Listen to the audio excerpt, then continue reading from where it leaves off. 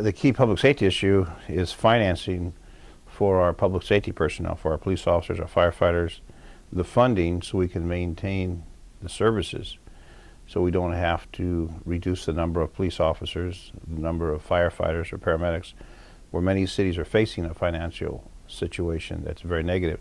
That's the main issue facing us, is how do we fund along with the other services that we are responsible for funding. So the biggest issue we have right now is not so much crime, because crime is reduced significantly, but it's the funding to maintain the presence of law enforcement, the presence of public safety. Well, we've got to maintain police no matter what occurs with the private sector, but we have a lot of private security firms.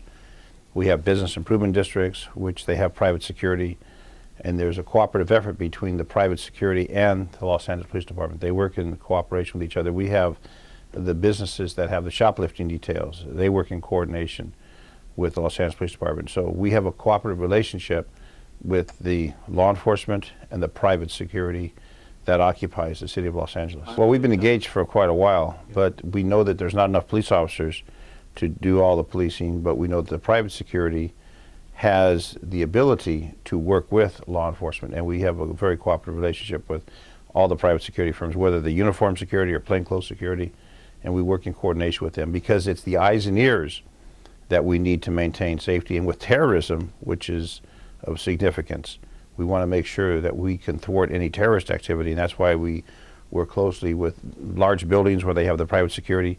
They work with our law enforcement. So we have a cooperative between the city, the county, the state, the federal. After September 11th, the attitude of cooperation really changed, where you find everyone coming together for the common goal of protecting the people, whether it's street crime or terrorism or anything else.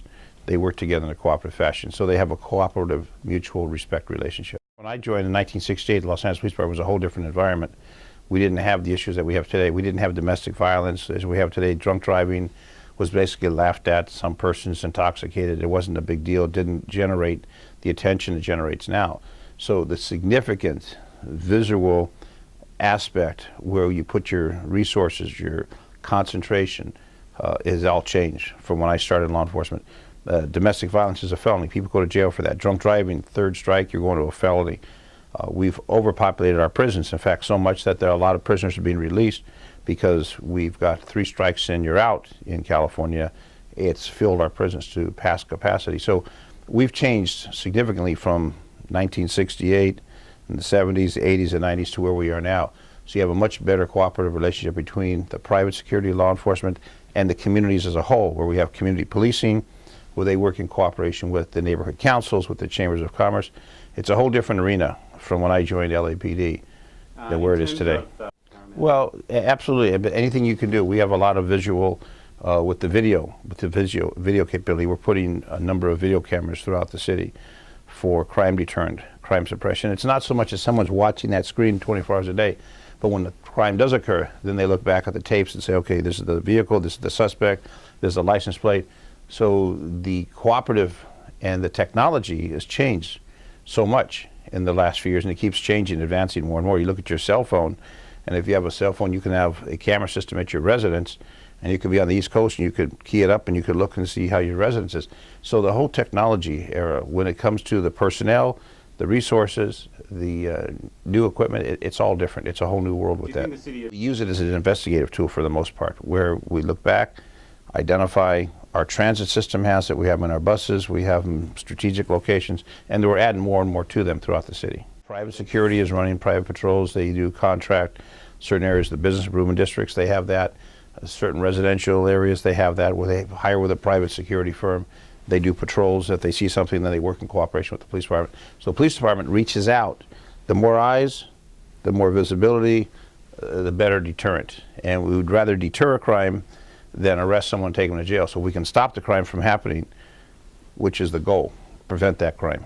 Because when you're in a vacuum, and in political environment, you're basically in a vacuum.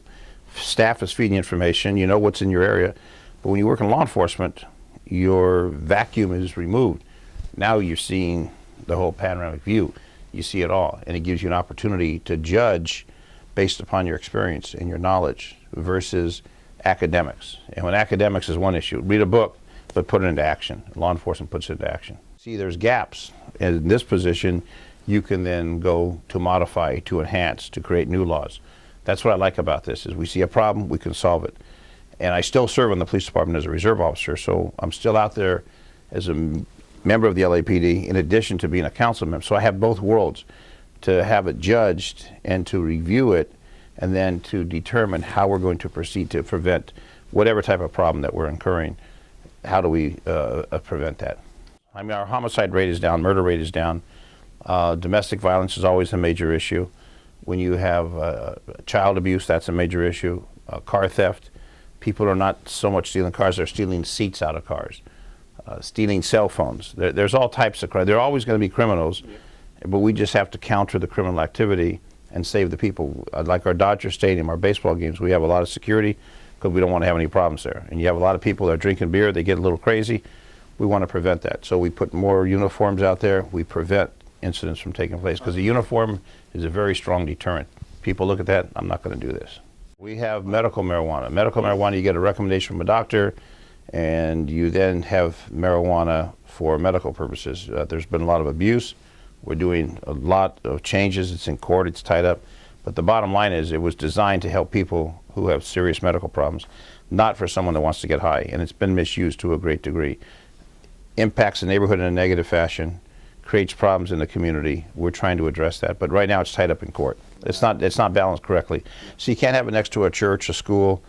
You can't have it next to a bar. You've got to have a separation, and it's got to be for a legitimate purpose. There's so much abuse. We know that there's a tremendous amount of abuse. They can't sell it legally. They sell it. They're committing violations. We're shutting these places down. We shut one down, 3 open up.